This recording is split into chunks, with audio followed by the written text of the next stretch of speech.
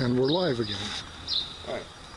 What we're actually describing is a hydrologic cycle intact and a erosional cycle intact. And we can measure the percentage. This is 26% return. This is 97% return. Talking about water return to water returning at flushing velocities. Here's the basic rule. Silts are deposited below 1 foot a second. When water is slowed, the silts will begin to drop out. 2 feet a second is small sand, 3 feet a second small pebbles, and then 4 feet it is up to Volkswagens and big stuff. That's the so if you can slow things down, so that's what biomass does, makes things turn corners, and so around every little plant there's a spot where some of this drops out, some of it rolls by. That makes a predictable pattern. The rock that fell off the top of the mountain because of freezing bit of rock, this little rock fell down, and it's going to be a grain of sand, but when it falls down, it's sharp-edged. It's sharp because it just came off the mountain, just got fractured, hit rock, and boom, boom, boom. That rock wouldn't make it to the ocean for 1,000,000 years.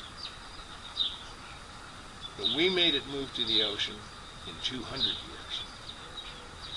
by taking away the biological structure that holds the water.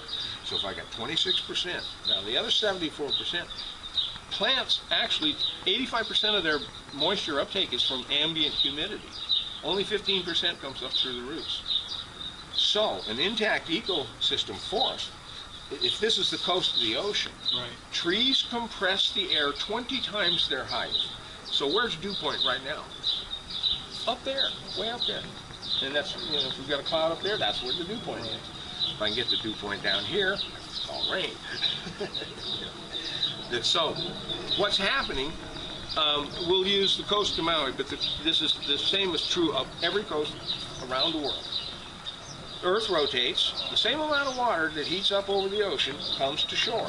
Now what happens to it once it hits shore? Does it pass your shore completely like the deserts of Peru and Chile and only rain inland? Why? Because the entire coast are just, the clouds are there, but it doesn't rain.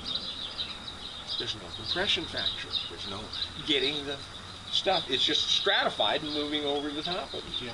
So the trees and the vegetation actually trap the water, trap the water. So when the water comes to shore, what does the plant do? It immediately takes it in and then gives it right back out. And so it is not only holding a portion of the 74% in the column of itself, it is breathing it out and blowing it uphill. So by the time the water coming from the ocean has rolled over in the first rain, in fact, we can use the coast of Maui. Maui is perfect trade winds, same amount of water every day, constant winds, constant direction. Coast of Maui, it rained every day at 3:30 in the afternoon. And then, not a heavy, not a big storm, but just wet. You could, do your laundry, get a quick drink, clean things off, and then have your beautiful sunset. And then 3:30, 4:30, 5:30, and 6:30, and then right before dawn every day on the coast of Maui, it would rain. In fact, by 4:30, 5:30, 6:30 sunset, there was enough compression factor offshore to reach out 8 miles to a little island, and it would rain there. It was Paradise Island, where lovers went for honeymoons, because you could be dropped off naked there, and with absolutely nothing, and everything in the world that you wanted to eat was there, and they'd come pick you up later. Well, Koch of McDonald's bought the coastal forests of Maui because he didn't want to ship beef to Hawaii. He wanted to grow his beef there, and he says, oh, this place has, it rains every day. So we'll tell you the rest of the story in a minute.